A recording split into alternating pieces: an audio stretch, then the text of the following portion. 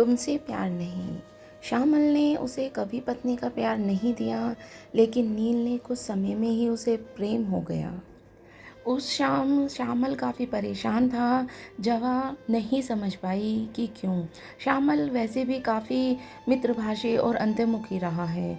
इन दिनों तो काफ़ी चुप रहने लगा था। जवा को काफ़ी पूछने पर ही उसे ने बताया कि उसकी नौकरी चली गई है। जवा के पैरों तले से ज़मीन खिसक गई। तो क्या अगले महीने सैलरी नहीं मिलेगी? वो घबराई से पूछ बैठी। जब तक दूसरी नौकरी नहीं मिल जाती, थोड़ी सेविंग्स हैं, उसी से काम चलाना होगा।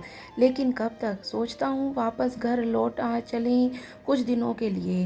दूसरी नौकरी मिलने पर फिर लौट आएंगे और अपने घर घर को किराए पे उठा दें। कहते कहते श्यामल ने जवा के चेहरा पढ़ने का प्रयास किया। ये फ्लैट उसे जवां के पिता की तरफ से दहेज में मिला था। फिर जवां के साधारण रूप रंग के कारण श्यामल की माँ उसके हमेशा नाखुश रहती थी। लेकिन तब से श्यामल ने सोचा कि शायद जवां मान जाए। जहाँ जो हाल चल रहे हैं उसमें अच्छी नौकरी मिलना मुश्किल है। इस बहाने कुछ दिन अम्मा बाबूजी के साथ भी रह लेंगी, उनसे आगे कहा। लेकिन जवां तो ससुराल में रहने के प्रस्ताव से ही चिढ़ गई। घर गांव क्यों लौटना है? तुम नौकरी से निकाल दिए गए हो, ये क्या किसी को पसंद आएगा? वहाँ रहना क्या आसान होगा? लोग क्या हमारी हंसी नहीं उड़ाएंगे? तुम्हारे पास अच्छी डिग्री है, अनुभव है, तुम्हें जरूर और जल्दी ही अच्छी नौकरी मिल जाएगी, मुझे विश्वास है। बस हिम्मत रखो और कोशिश करते रहो। पहली बार श्यामल ने जवां की बात समझ में आई। वैसे शादी के बीते हुए 3 सालों से उसे जवां से कभी कोई खास मतलब नहीं रहा। बस वे दोनों एक छत के नीचे रहने वाले अजनबी से पति पत्नी थे। ये जवां की कहानी है। जवां सुंदर झूमर वाला लाल गुड़हल का फूल, जवां मिश्रण मित्र और उपन्यास की सुंदर नायिका। लेकिन हमारी जवां बहुत खूबसूरत नहीं है। साधारण रूप रंग, दाम्पत्य कद, हाँ बाल जरूर लंबे और घने हैं, जिन्हें जवां काफ़ी जतन से सहेजती है। फिर उसकी कोमल मीठी सी बोली, अपने रूप और मामूलीपन जानती है जवां। लेकिन उसे कोई हीनता नहीं है। उसने इंडियन म्यूज़िक और मास्टर में डिग्री ली है। वो पढ़ाई के फ़ौरन बाद नौकरी के लिए प्रयासरत रही, तो बस इसीलिए वे रिश्तेदार और पड़ोसियों उसके ब्याह की चिंता में दुबले हो जाएं। वैसे जवां ज़िंदगी में खूब इम्तिहान और चैन रखती चाहती थी, और पढ़ाई के बाद अभी कुछ दिन तक कुछ भी नहीं करना चाहती। बस अपनी निकम्मी सहेलियों के साथ यूं ही मटर गश्ती करना, बारिश में भीगना और भुट्टे खाना उसे अच्छा लगता था। बान और खटिया पर लेटे कर दलान आंगन और गिरती बिछोरियों में पैरों में हल्का स्पर्श उसे खुशदाई लगता। यही छोटे छोटे सुख उसे भाते थे। लंबे बालों को ढीली ढीली चोटी डालकर, हाथों में दर्जन रंग बिरंगी चूड़ियां पहनकर उसकी खनक सुनते रहना, या गर्मी में देर रात तक विविध भारती के गाने सुनना उसे भला लगता। वो चाहती कि सर्दी में नर्म धूप में बैठकर घूंट घूंट चाय या कॉफ़ी पीती रहे, बस खुद को खोई हुई कुछ भी सोचती रहे। लेकिन सब कुछ मन से कहाँ होता है। बहुत जल्दी उसके लिए रिश्ता मिल गया। रिश्ते के साथ ही नौकरी, इत्मीनान और चैन। विचार कहीं किसी शून्य में सिमट कर रह गया। उसके पिता ने ऊंची डिग्री और अच्छी नौकरी वाले श्यामल का सौदा कर लिया। उसके घर वालों ने मुंबई में एक छोटा सा फ्लैट, भरपूर दहेज और पढ़ी लिखी जवां, उन लोगों को यही मांग थी। जवां अपने पिता की बात को टाल नहीं सकी, क्योंकि उसे पता था कि अगर अभी उसने ब्याह के लिए हाँ नहीं किया तो फिर उसका ब्याह काफ़ी लंबे समय के लिए अटक सकता है, जो उसके पिता को तनाव देगा। श्यामल ब्याह से पहले ही बस एक बार ही जवां से मिला था। उसके पास शादी के सीधे मुंबई। दहेज में मिला छोटा सा फ्लैट जवां और श्यामल के लिए पर्याप्त रहा। लेकिन जब तक श्यामल की माँ उसकी सास होने का अधिकार जताने, साथ में रहने के लिए आ धमकती, जवां का सुख से रहना, चैन से सोना, दुश्वार होने लगा। वो चाहती थी कि देर सुबह तक अलसाई पड़ी रहे, काम कम से कम शनिवार, इतवार या फिर शाम को बालकनी में आराम कुर्सी पर बैठकर घूँट-घूँट कॉफ़ी देर तक पीती रहे। लेकिन श्यामल की माँ के रहते ये असंभव ही नहीं हो सकता था, क्योंकि कहाँ जाए तो श्यामल के साथ भी कहाँ ऐसा संभव हो सका। पूरे हफ्ते ही भाग-दौड़ के बाद हफ्ते के अंत में श्यामल पूरा-पूरा दिन सोता रहता और जवां भाई-भाई सन्नाटे में अकेली बैठी रहती। श्यामल ने जवां का रूप रंग से लेकर कभी कोई कहा नहीं, लेकिन उसकी भावनाओं और कामनाओं पर भी कभी ध्यान नहीं दिया। साथ रहने पर भी श्यामल कभी समझ ही नहीं पाया कि अक्सर जवां रातों को जागती हुई बेचैन रहती।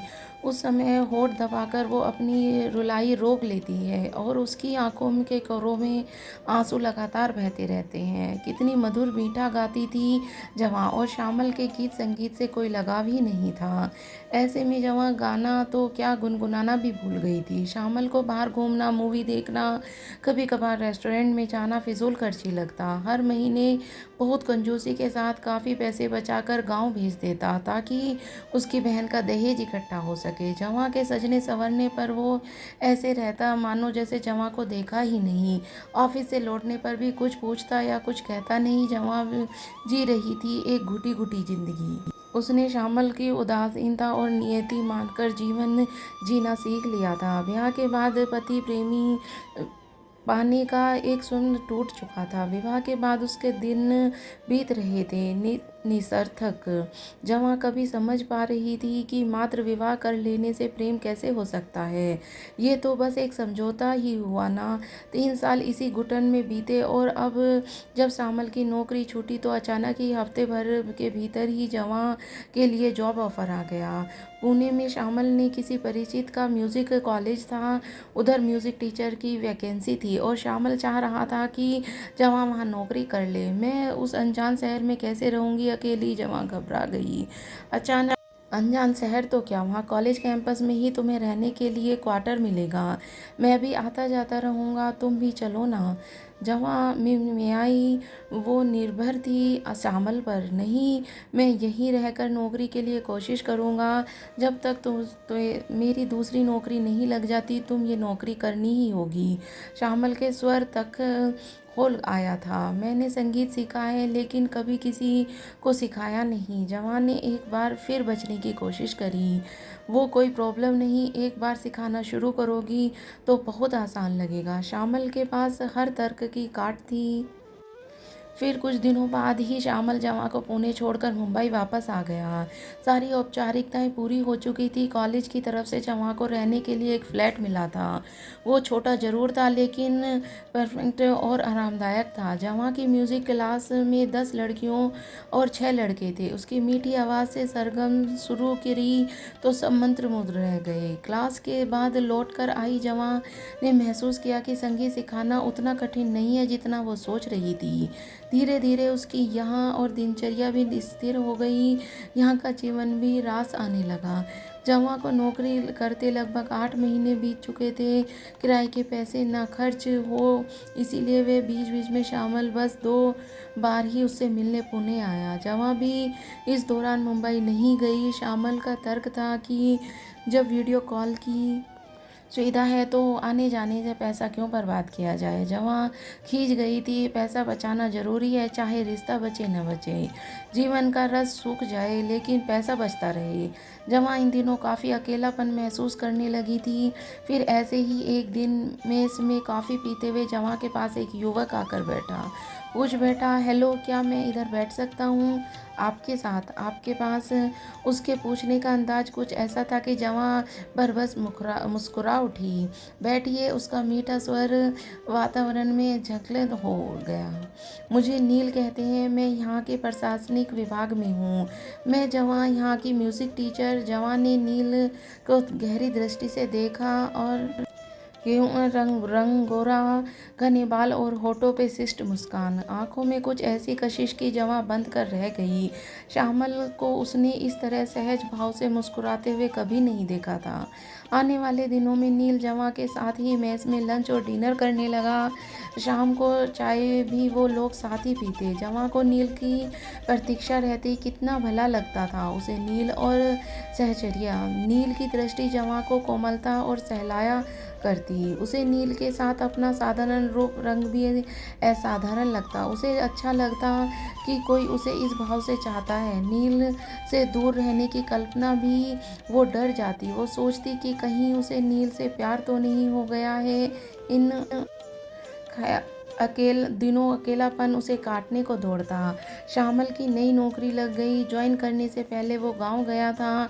जवां के मन में बहुत कुछ टूट गया था। श्यामल की नई नौकरी की व्यवस्था और गांव जाना ज़्यादा जवां के मिलने से अधिक आवश्यक था। इसीलिए वह दिन नील के साथ घूमने का प्रस्ताव दिया तो जवां इनकार नहीं कर सकी।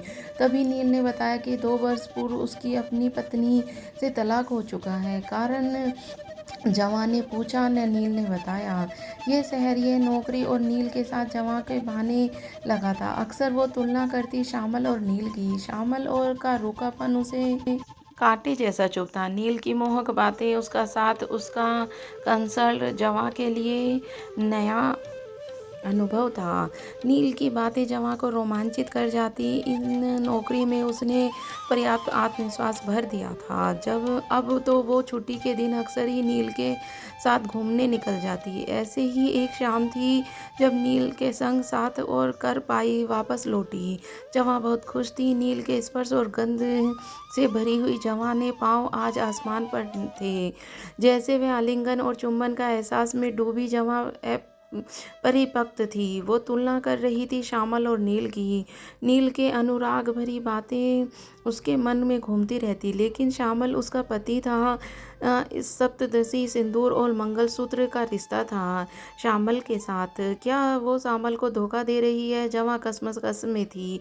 एक दिन अचानक श्यामल बिन बताए ही पुणे आ गया। जवां घबराई थी। कई दिनों के बाद श्यामल से मिल रही थी। पिछले दिनों व्यवस्था के कारण फ़ोन पर भी बड़ी औपचारिकता और सीमित बातें होने लगी थी। काफ़ी समय बाद पत्नी से मिला श्यामल रूखा ही बना रहा। मैं चाहता हूँ तुम कुछ दिनों के लिए मुंबई चलो, माँ आई हुई है। श्यामल ने जवां से सीधा देख कर कहा। फिर घर में कुछ रिपेयर वर्क भी करवाना है और पुताई भी। माँ को अकेले में बस में कुछ नहीं। तुम चाहोगी तो मदद हो जाएगी। श्यामल ने आदेश सा दिया। लेकिन इस समय एग्ज़ाम सिर पर है, अभी छुट्टी कैसे मिलेगी? जवां चौंक गई। तुम तो ऐसे कह रही हो जैसे तुम्हारे बिना कॉलेज बंद हो जाएगा। ऐसा तो नहीं, तुम्हें नौकरी करने का चस्का लग गया है। श्यामल का ताना मारा। जवां तिलमिला गई। कैसे रूखा है ये इंसान। पत्नी को रॉबर्ट समझ रहा है। इतने दिनों बाद आई श्यामल ने उसे प्यार से एक शब्द भी नहीं कहा। तुम कहो तो मैं नौकरी कर लूं और तुम कहो तो नौकरी छोड़ दूं। ऐसा कैसे हो सकता है? जवां गुस्से में थी। मैं अभी मुंबई बिल्कुल नहीं जा सकती और हाँ, मैं कुछ समय तुमसे अलग भी रहना चाहती हूँ। तुम लौट जाओ। श्यामल चौंक उठा। जवां क्या कह रही हो तुम? मतलब समझ रही हो इसका? तुम तो कुछ भी नहीं। मैंने सुना तो वो सही निकला। वो आवेश में आ गया। तनातनी खिंचाव वातावरण। जवां समझ गई थी कि उसकी और नील की घनिष्ठता का भनक श्यामल तक पहुंच हो गई है।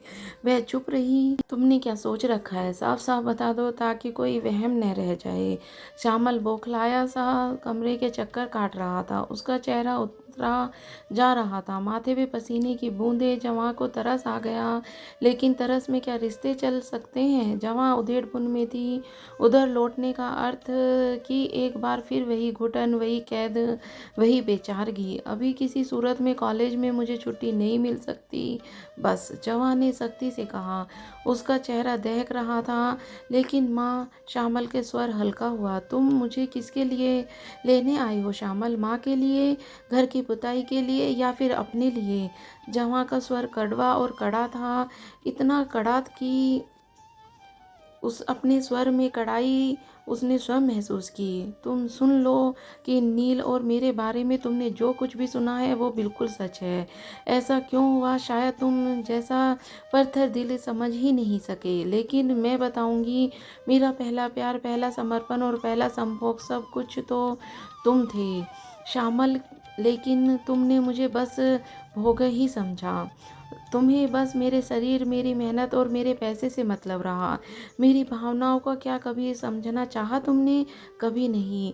लेकिन नील मेरे मन समझा, मेरी भावनाएं समझी। उसने मुझे मेरा आत्मविश्वास जगाया और उसी ने मुझे प्यार के मायने बताए। सच कहूँ तो नील ने मुझे मेरे स्त्री होने का एहसास का परिचय कराया है, और तुम्हारे सामने मैं यह सच स्वीकार करती हूँ कि मुझे नील से प्यार है। नील ने मेरा मन पा लिया है, तुम कभी नहीं पा सके।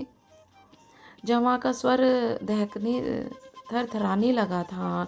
तुम होश में तो हो जवा, क्या कह रही हो? जानती हो तुम इतनी आसानी से मुझसे छुटकारा नहीं पा सकती। श्यामल के स्वर में आहत धमकी थी। जवा ने इस रूप में उसकी कल्पना भी नहीं करी थी। मुझे धमकी मत दो, तुम्हारा और मेरा रिश्ता सड़ चुका है, इसे अब मैं और ढोना नहीं चाहती। एक और सहजता जवा के साथ तरफ से चुभा। क्या तुम नील से शादी, इतनी दूर अभी मत जाओ श्यामल। 3 साल पहले तुम्हारे साथ बिताने के बाद मुझे एक पल के लिए भी कभी तुम याद नहीं आए, लेकिन नील से दूर रहने की कल्पना भी मैं घबरा जाती हूँ। यही फर्क है तुम में और नील में। सिंदूर सप्तती और मंगलसूत्र के बंधन में अधिक मायने रखता है मन का बंधन। ये बात तुम अपनी जल्दी समझ लो, उतना अच्छा है। श्यामल के पास कहने को कुछ नहीं था। ओहो, वो सिर पकड़कर वहीं कुर्सी पर बैठ गया। कमरे में सन्नाटा।